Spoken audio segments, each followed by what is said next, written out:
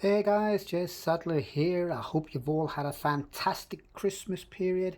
You've come through nice, safe, sound, healthy, and had a really enjoyable time with all your family and friends where you were able to.